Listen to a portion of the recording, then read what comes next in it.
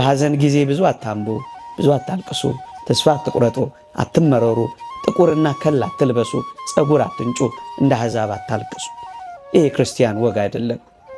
በትንሣኤው ኃይል ለሚያምን ክርስቲያን በቅጡ የሚኖር ሕይወት የሚገለጠው እንዲህ ባሉ ብርቱ የሐዘን ጊዜያት ነው። ጨዋ የታረመ መልካም ጸባይ ክርስቲያናዊ ሕይወት ይዞ የኖረ ያርፋል፣ ለዘላለም ያርፋል። ጥቂት ጊዜ ይሰቃያል፣ ጥቂት ጊዜ ይቸገራል፣ ጥቂት ጊዜ ያጎነብሳል፣ ጥቂት ጊዜ ይመረራል፣ ጥቂት ጊዜ ይተክዛል፣ ጥቂት ጊዜ ያጣል። ለዘላለም ጊዜ ለማይቆጠርለት ሕይወት ግን በተድላ በደስታ በእረፍት ይኖራል። ዘመርን መሸኘት እንልመድ። እልል እያል እየዘመርን በአንድ አይናቸው እየሳቁ በአንድ አይናቸው እያለቀሱ እንደሚሸኙት ደጋግ ሰዎች እንሆን። ስለ ፍቅራችን እናለቅሳለን፣ ከክርስቶስ ጋር ስላለን ፍቅር ደግሞ እንደሰታለን። ወገኖቼ በዚህ ዓለም በብዙ ስቃይ ልንኖር እንችላለን። በዘላለም እረፍት ግን ካረፈን ይበቃናል አይበቃንም? እውነቱ እሱ ነው እሱ አይደለም?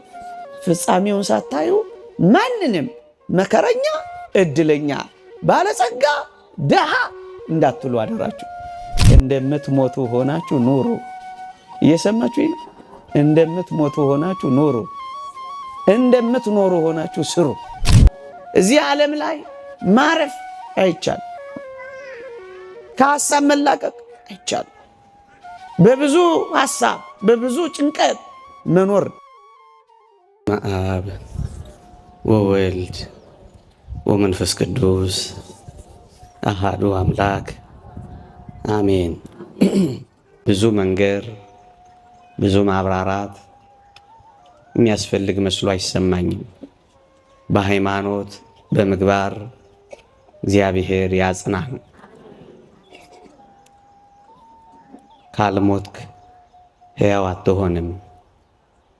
ለአጭር ደቂቃ የምንማርበት የትምህርታችን ርዕስ ነው። ካልሞትክ ሕያው አትሆንም ወይም ካልሞትክ አትነሳም።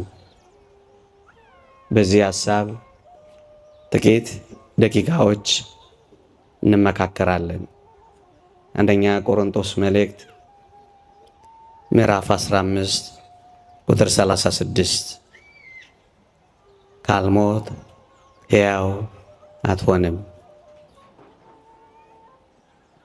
ቅዱስ ጳውሎስ ስለ ትንሣኤ ሙታን ባስረዳበት ምንባቡ ነው፣ መልእክቱ ነው ይሄንን ያለው። አንተ ሰነፍ የቆሮንቶስ ገበሬ፣ አንተ የምትዘራው ስንዴ ካልሞተ ሕያው ይሆናል እንዴ ነው ያለው። ከዚህ ሐሳብ ላይ ነው እኔ ወስጄ ካልሞትክ ሕያው አትሆንም የሚል ርዕስ ያወጣሁት። የተወደዳችሁ ክርስቲያኖች፣ እግዚአብሔር እያንዳንዱን ነገር ለጥቅማችን እንኳን ሳይቀር ይቀይረዋል። ታስታውሳላችሁ የአዳምን በበደል የሔዋንን መበደል እንዴት አድርጎ ለጥቅማችን እንደቀየረው ታስታውሳላችሁ። አንድ መምህራችን ነበረ እና ምን ይላል?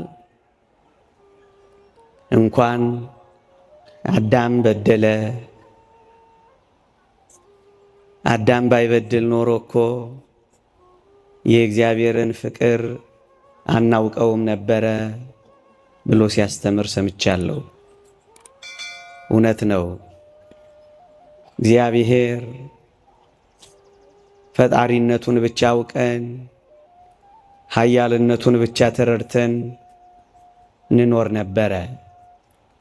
በአዳም በደል ምክንያት ግን ይህንን እንኳን ሳይቀር ለእኔና ለእናንተ ያለውን ፍቅር ለመግለጫ አደረገው እግዚአብሔር። ልክ እንደዚህ ነው ወገኖቼ። ሞትንም እንኳን ሳይቀር እግዚአብሔር ለጥቅማችን አድርጎ ቀይሮታል። ወዳጆቼ በተለይ ክርስቲያኖች አሁን በዚህ በአዲስ ኪዳን ዘመን የምንሞተው ለምንድን ነው ካላችሁኝ፣ አሁን ያለውን ቃል እደግምላችኋለሁ። ካልሞትን ሕያው ስለማንሆን ነው። ለምንድን ነው እንድንሞት እግዚአብሔር የፈቀደው ካላችሁኝ፣ ሕያው ሆነን ለዘላለም እንድንኖር ነው። ለዚህ ነው ካልሞትክ እኮ ሕያው አትሆንም የሚለን። ክርስቲያኖች እንደዚህ ነው ልንረዳው የሚገባው። ስንዴ ሲፈርስ፣ ስንዴ ሲበሰብስ፣ ስንዴ ከአፈር ሲለወስ፣ ስንዴ የጠፋ ሲመስል እውነት እንደዛ እንደማንረዳ እናውቃለን። ሊጠፋ አይደለም፣ እንደፈረሰ ሊቀር አይደለም፣ እንደበሰበሰ ሊቀር አይደለም። ለምንድን ነው ስንዴ የሚፈርሰው ካላችሁ፣ ፍሬ ሊያፈራ ነዋ። መልሱ ይሄ ነው። ታዲያ እኔና እናንተ እግዚአብሔር እንድንሞት የፈቀደው ለምንድን ነው ካላችሁኝ፣ ሕያው እንድንሆን ነው። ካልሞትን ሕያው ስለማንሆን ነው። ካልሞትን ስለማንነሳ ነው። እስኪ አንድ ጥያቄ ልጠይቃችሁ፣ ቀላል ቢመስልም ለዘላለም ተነስታችሁ ከሙታን ከክርስቶስ ጋር መኖር የምትፈልጉ እስኪ እጃችሁን አውጡልኝ ከሰማችሁኝ። ፀሐዩ እንዳትሰሙኝ ካላረጋችሁ በቀር እግዚአብሔር ይስጣችሁ፣ አውርዱ። እየሰማችሁኝ ነው ማለት ነው። ለመነሳት የምትፈልጉ በእርግጠኝነት ሁላችሁም ናችሁ። አሁን ደግሞ አከታትዬ ሌላ ጥያቄ ልጨምርላችሁ።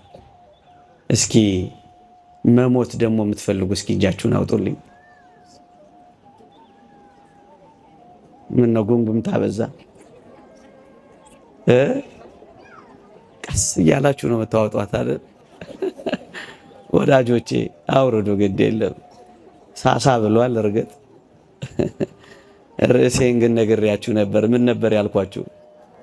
ካልሞት ሕያው አትሆንም። አንዳንዶቻችሁ በጣም ብልጦች ናችሁ።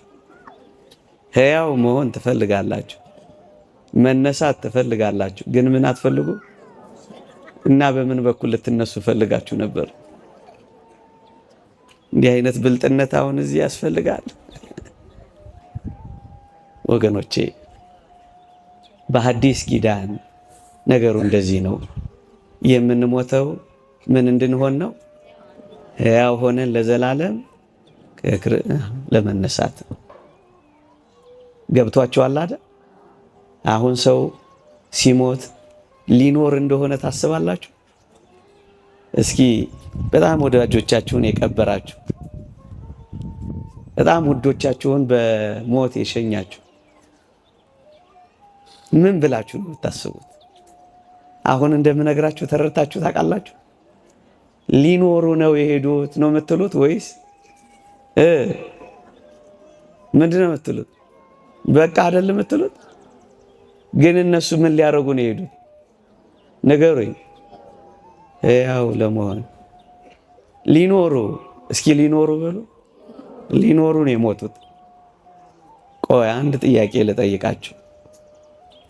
ድምፄ ይሰማችኋል አይደል? መኖር ማለት ምን ማለት ይመስላችኋል? መብላት፣ መጠጣት፣ መውለድ፣ ማግባት፣ መዳር፣ መኳል። መኖር ማለት መስራት። እስኪ እኔ የምሰጠውን ትርጓሜ ስሙ እና ከተስማማችሁ ትነግሩኛላችሁ። መኖር ማለት ለመሞት መኖር ማለት ነው። ልድገመው።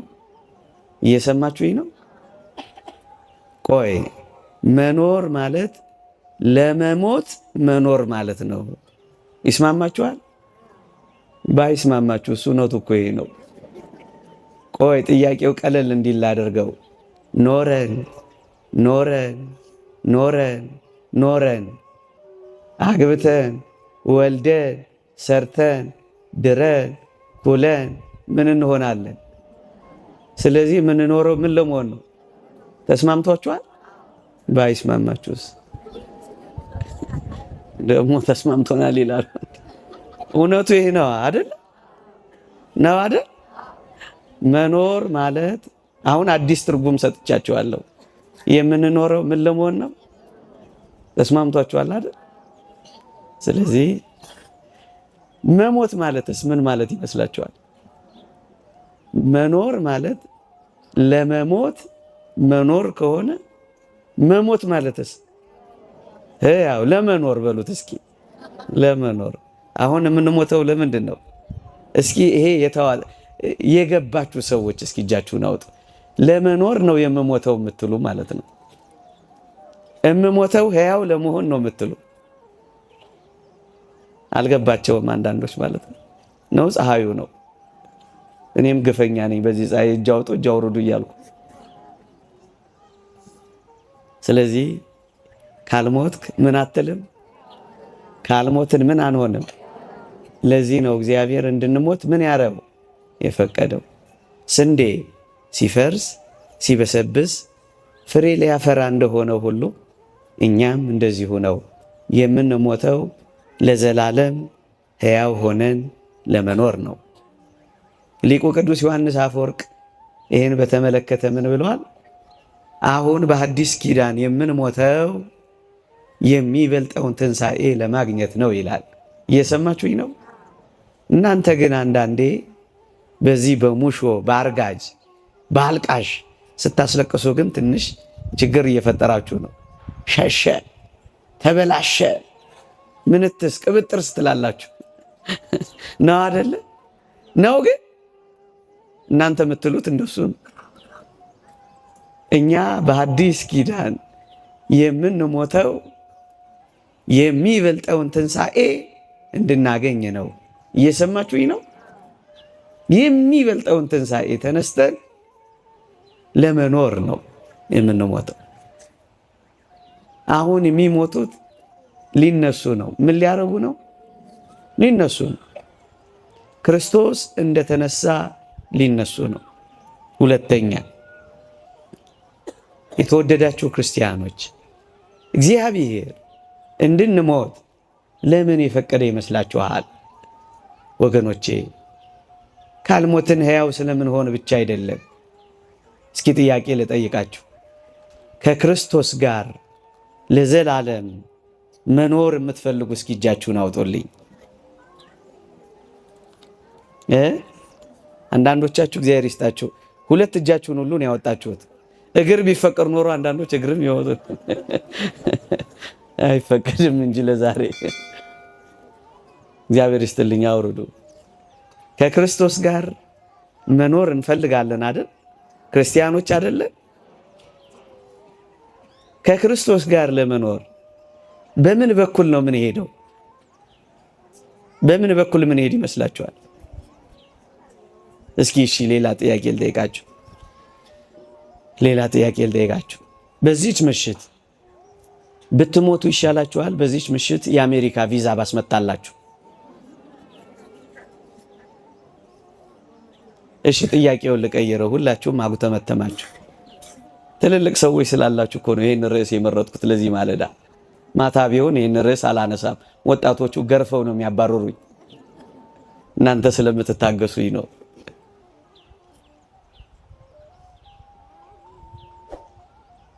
ብትሞቱ ይሻላችኋል ወይስ ቪዛ አልኳችሁ? ዝም አላችሁ። ጥያቄውን እስኪ ልቀይረው።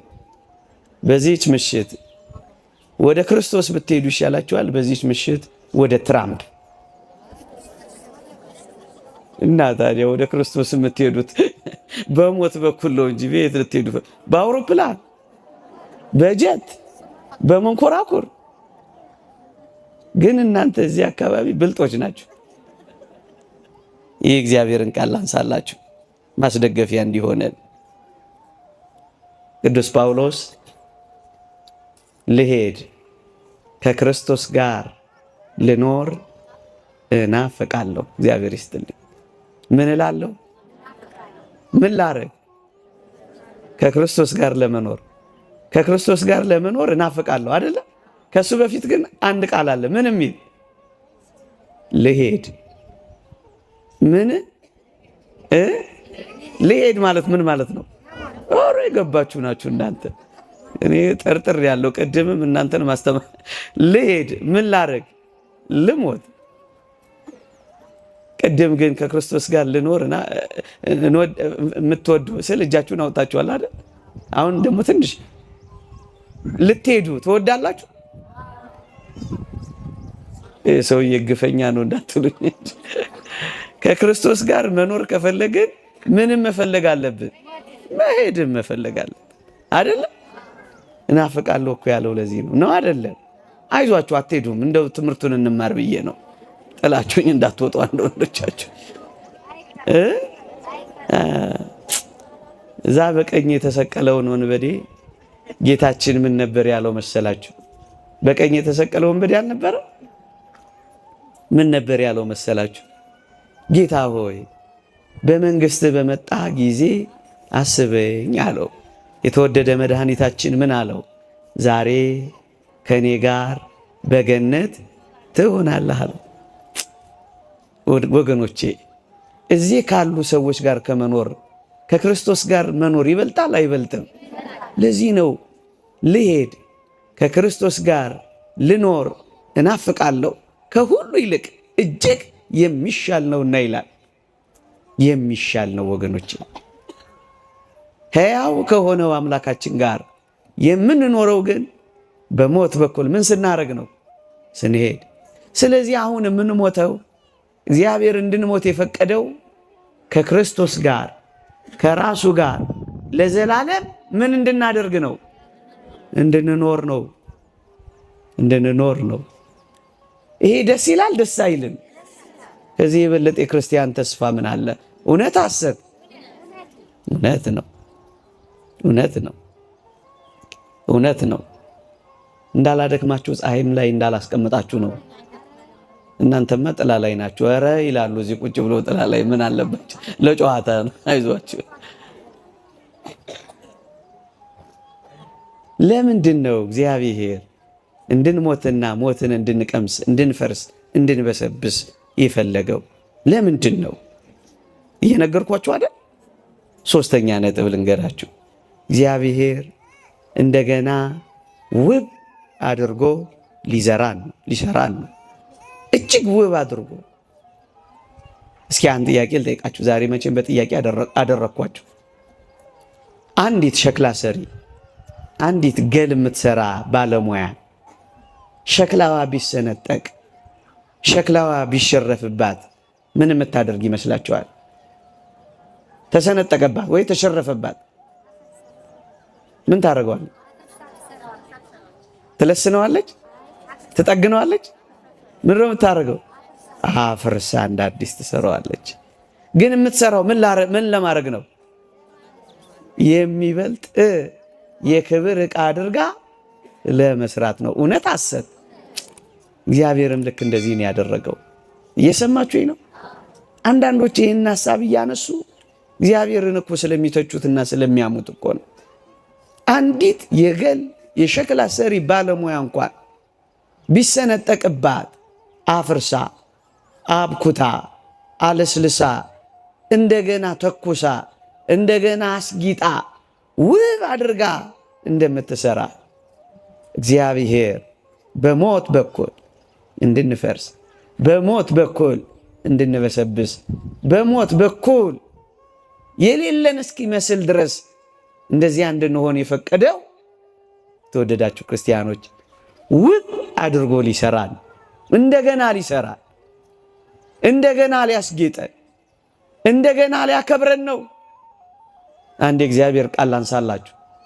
ቅዱስ ጳውሎስ እንዲህ ይላል፣ በውርደት እንዘራለን፣ በክብር እንነሳለን፣ በድካም እንዘራለን፣ በኃይል እንነሳለን።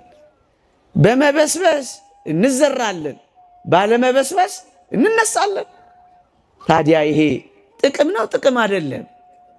ደካሞች ብርቶች ሆነን እንወጣለን። ይሄ የሚበሰብሰው ስጋችን የማይበሰብሰውን ዓለም ሊወርስ ስለማይችል የማይበሰብስ ሆኖ ይወጣል። ስንዴ ሲያፈራ እንዴት ውብ እንደሆነ ሰሞኑን ወጣ በሉና ወደ መንገድ ተመልከቱ። ከዚያ በላይ ውብ ሊያደርገን ነው እግዚአብሔር እንድንሞት የሚፈቅደው። የክብር ዕቃዎች ክብሩን እንደ መስታወት እያብለጨለጭን የምናሳይ መልኮቹ እንድንሆን ነው እንድንሞት የሚፈቅደው። ሶስተኛ አራተኛ ለምን ፈቀደ እግዚአብሔር? ወገኖቼ አንድ ነገር ልንገራችሁ እስኪ። ይሄ ዓለም የድካም ነው የረፍት ነው? መጀመሪያ እሱ ልጠይቃችሁ። የድካም የረፍት እየሰማችሁኝ ነው? እዚህ ዓለም ላይ ማረፍ አይቻልም። ከሐሳብ መላቀቅ አይቻልም። በብዙ ሐሳብ በብዙ ጭንቀት መኖር። እዚያኛው ዓለም ግን ይሄ የለም። እርፍ ነው የምንለው። ወደዚህ ረፍት ነው። ለምን እግዚአብሔር እንድንሞት ፈቀደ? እዚህ እንዳንኖር ከውዶቻችን ጋር እንዳንቆይ አይደለም፣ እንድናርፍለት ስለሚፈልግ ነው እግዚአብሔር። እንድናመሰግነው፣ አርፈው እንደሚያመሰግኑ ሲያመሰግኑ እንደሚያርፉ እንደ መላእክት እንድንኖር እግዚአብሔር ስለሚፈልግ ነው። እርፍ እሱን ነው የሚለን። በጌታ የሚሞቱ ሙታን ብፁዓን ናቸው፣ ከድካማቸው ያርፉ ዘንድ ስራቸው ይከተላቸዋል ይላል። ወገኖቼ የታመሙ እየታመሙ እንዲሁ ይቀጥሉ። የተራቡ እየተራቡ እንዲሁ ይቀጥሉ። የተጨነቁ እንዲሁ እንደተጨነቁ ይቀጥሉ። የተሰቃዩ እየተሰቃዩ እንዲሁ ይቀጥሉ። ያዘኑ እንዳዘኑ እንዲሁ ይቀጥሉ። የተከዙ እንደተከዙ እንዲሁ ይቀጥሉ። ይሄማ ግፍ ነው። እግዚአብሔር ማሳረፊያው መንገድ ነው። ሰው አይገባንም እንጂ አይገባንም። ይህ እግዚአብሔር ስጦታ ነው። እንደ ጸጋ ነው ቅዱሳን የሚቆጥሩት። ቅዱስ ባስልዮስ ዘቂሳርያ እግዚአብሔር ኃጢአታችንን ለመከልከል የሰጠን ስጦታ ነው ይላል። ወገኖቼ ሞት ባይኖር ደግሞ ፍርድ ባይኖር በዚች ዓለም ላይ ወንጀለኞች እና ወንጀል እንዴት ይጨምር እንደነበር እወቁ። ኃጢአትን ለመገደብ፣ በደልን ለማስቆም፣ ግፍን ለማስቆም እርፍ እንድንል እግዚአብሔር የሰጠው ጸጋ ነው። ለዚህ ነው የእግዚአብሔር ስጦታ ነው ያለው ባስልዮስ ዘቂሳርያ። ለማረፍ ነው፣ ለማረፍ እርፍ እንድንል ለማረፍ ነው። ይሄንን እናምናለን ክርስቲያኖች። ስትቀብሩ ስትሸኙ ይሄንን እያሰብን ሊሆን አይገባም። ስንኖር ይሄንን እያሰብን ሊሆን አይገባም። ለምን እንሞታለን? ልናርፍ ነዋ፣ ልናርፍ ነዋ፣ ልናርፍ ነዋ። አልዓዛር የሚባል ሰው ታስታውሳላችሁ አይደል? በመጽሐፍ ቅዱስ ላይ ታስታውሳላችሁ አይደል? እስኪ ልጠይቃችሁ። አልዓዛር በጣም በጣም ድሃ ነበር። ድሃ መሆኑ ብቻ አይደለም፣ ቢለምን የሚሰጠው ያጣ ሰው ነበረ። ድህነት አንድ ነገር እኮ የሚለምን ያለው ሰው እንደውም ብዙም ድሃ መባል የሚያስፈልገው የሚሰጠው ያለው ሰው ማለት ነው። ሲቸግረው በሮ የሚቀበለው ሰው ያለው ሰው እሱ እንደው ማለፊያ ቀን ማትረፊያ ይኖረዋል። ይሄ ሰው ምንም ነገር አልነበረው። ምንም ድህነት ብቻ አይደለም፣ የሚያበድር የሚሰጥ ማጣት ብቻ አይደለም። በጣም ይደንቃችኋል። ደግሞ በሽተኛ ወጥቶ ወርዶ ማይሰራ ማይላወስ። ይሄ ብቻ አይደለም፣ ተንከባካቢ ደግሞ የለውም። በሞቴ ስሙኝ፣ አስታማሚ የለውም፣ አባ ከናሚል የለውም። አያሳዝንም? ይሄ ሰው በድህነት ላይ ደዌ፣ በደዌ ላይ የሚሰጠው ሰው ማጣት።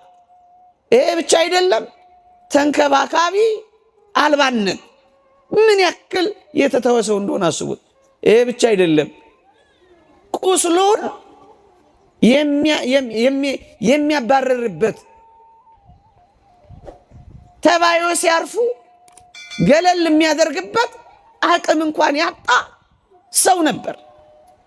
ይሄ ብቻ አይደለም፣ ውሾች እየመጡ ቁስሉን ይልሱለት ነበር ይላል።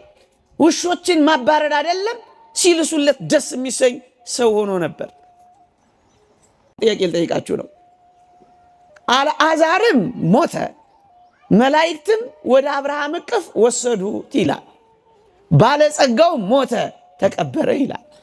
ባለጸጋው በጣም እየተመቸው ዕለት ዕለት በድሎት ነው የኖረው። ሲያበቃ ታሪካቸው ምን ይላል መሰላችሁ? አልዓዛርም ሞተ፣ መላእክትም ወደ አብርሃም እቅፍ ወሰዱት ይልና ባለጸጋው ሞተ፣ ተቀበረ ይላል። አሁን ጥያቄ ልጠይቃችሁ ነው። እናንተ እንደ አልዓዛር መሆን ይሻላችኋል? እንደ ባለጸጋው? ምን አላችሁኝ? እያሰባችሁ ነገሩኝ። ምን አላችሁኝ? አልዓዛር እኮ ድሃ ነበረ። ድሃ መሆን ይሻላችኋል? ድምጻችሁ ሳሳሳ እንደ አልዓዛር ወይስ እንደ ባለጸጋው ነው? ጎበዞች ናችሁ። ለምን?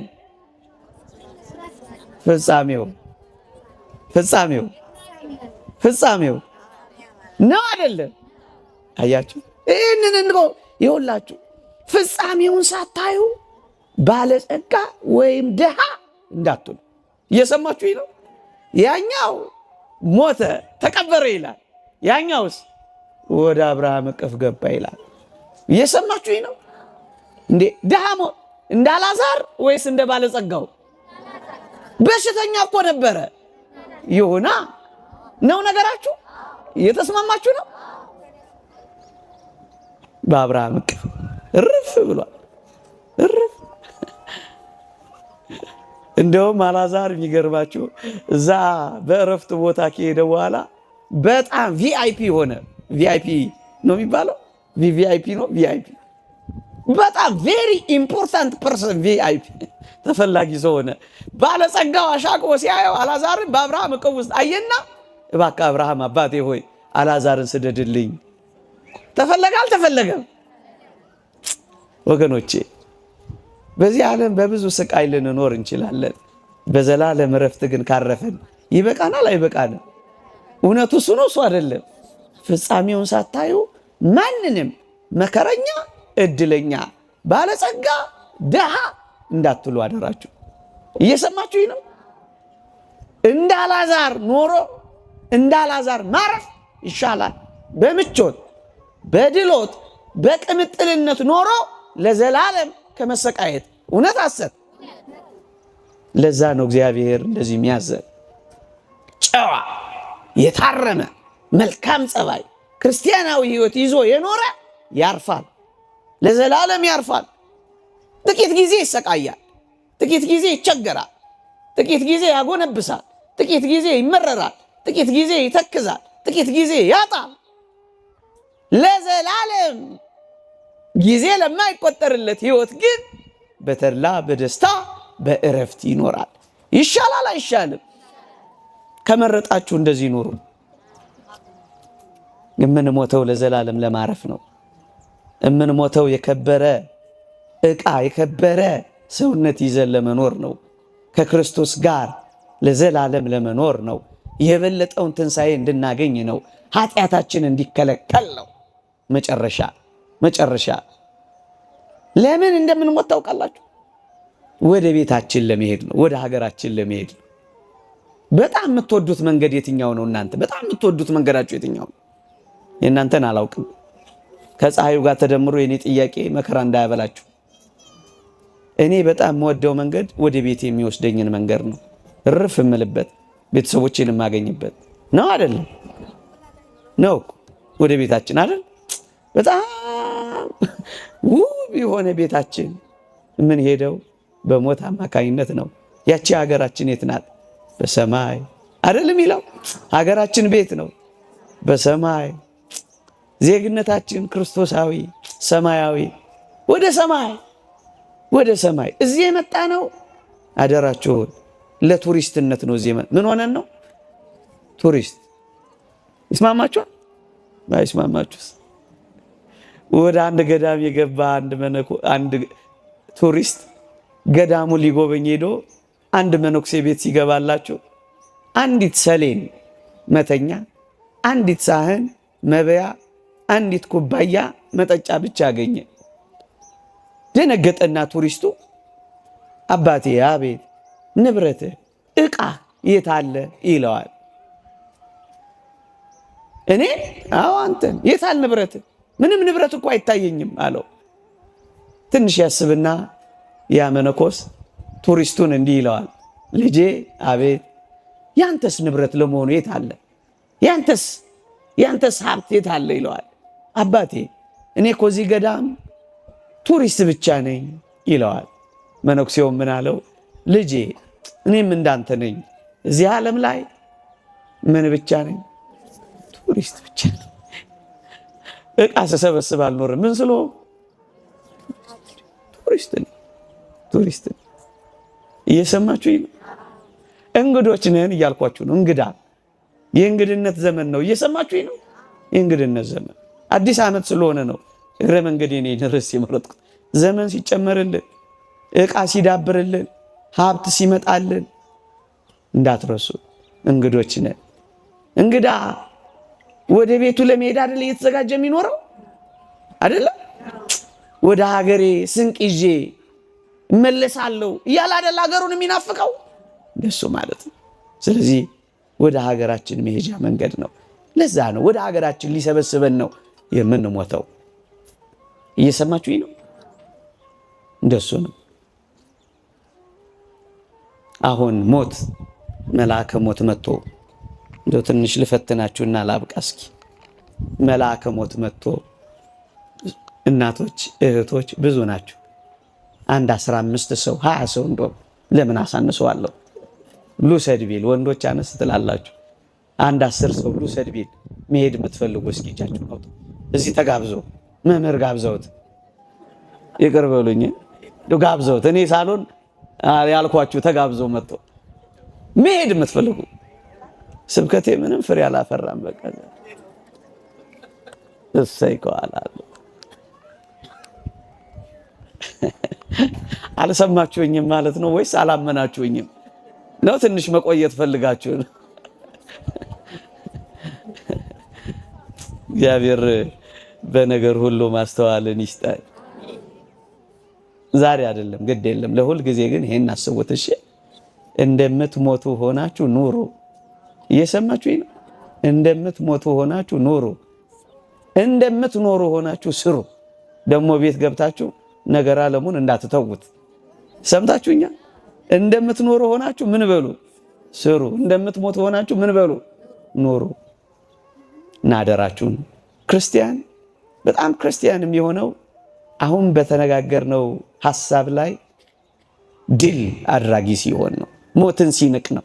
ሰማዕታት ሞትን ንቀዋል። መነኮሳት ሞትን ንቀዋል። መናንያን ሞትን ንቀዋል። ቅዱሳን ሞትን ንቀዋል። ለዛ ነው ጨዋ የሆኑት። ለዛ ነው የታረመ ጸባይ የያዙት። ለዛ ነው ክርስቶስን የተከተሉት።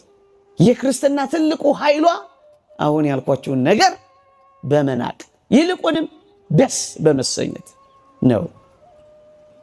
እየሰማችሁ ነው? ባልና ሚስት ናቸው አሉ። በጣም ይዋደዳሉ። እጅግ በጣም ትንሽ ሲለው እኔ ታነቅ ትላለች፣ ሲያደናቅፋት እኔ ልደፋ ባይ ነው። ፍቅራቸው የትየለሌ ነው። አንድ ጎረቤት ይህን ፍቅራቸውን ሲያይ ከርሞ ግን የምራቸውን ነው እውነታቸውን ነው የሚዋደዱት ብሎ አንድ ቀን ቼክ ማድረግ ፈለገ። አያድርስባችሁ እንዲህ አይነት ጎረቤት። ጥቁር በጥቁር ለብሶ የተመዘዘ ሰይፍ ይዞ አንድ ቀን በራቸውን በኃይል አንኳኳው። በኃይል ሲንኳኳ እዚህ አዲስ አበባ ነው ታሪኩ የተፈጸመው። በር በኃይል ከተንኳኳ ወይ ቀበሌ ነው ወይ ደንቦች ናቸው መቼም እኛ ሀገር ሴትዮዋ በራ ወጣ ክፍት ስታደርግ ጥቁር በጥቁር የለበሰ የተመዘዘ ሰይፍ የያዘ ሰው ቆሟል። ደነገጠች። ማን አለችው? እኔ ሞት ነኝ። እና ምን ልታረግ እዚህ መጣ አለችው። አይሞቱማ እንዴት ይሞታሉ? የሚሞተው የታመመ ሰው አይደለ? በእኛ ቤት አልጋ ያዘ ሰው። እኛ እኮ ምስኪኖች ነን። ውሻ እንኳን ሲጮህ እዛ መንደር ውስጥ አይ አቶ ገሌ ዛሬ ሊሞቱ ነው። ቤት መዳቢዎች፣ ሟች ቆጣሪዎች። አሁን አንድ ምስኪን ዘፋኝ እኔ ትዝ ይለኛል፣ ማዲንጎ የሚባል አሁን የሚሞት ይመስላል እሱ። ደግሞ እናንተ እንደዚህ እንዳታረጉና እንዳጽፉ ነግሬያለሁ።